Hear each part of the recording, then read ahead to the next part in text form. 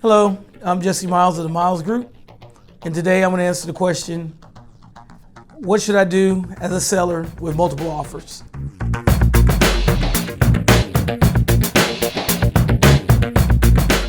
The first thing that when we're receiving multiple offers, your real estate agent really should, really be organized. Should have all offers like on a spreadsheet to where you can see like which offer they're putting in the most earnest money, option period time, and how much money they're putting down for the option period.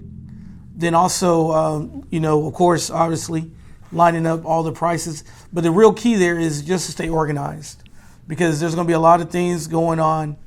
The second, your real estate agent really should kind of become a detective.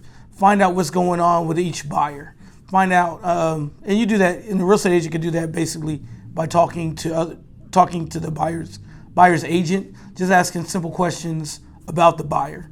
How many homes have they looked at? Are they really serious? Then after that, you can have your agent contact the buyer's lender to see if they're really financially, if the loan is contingent on the buyer selling another home, or if the buyer is really a strong buyer.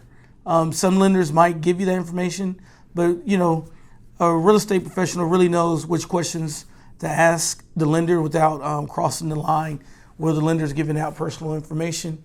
But once you gather all those topics, you and your realtor really should be able to sit down and choose the best offer. A lot of time people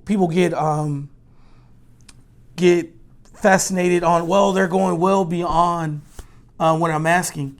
The danger I would say in that, sometimes you got to look at, is that the home, you run the possibility of the home not appraising.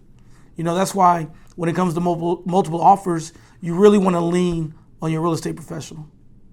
And if you have any other questions, feel free to contact me at the information below.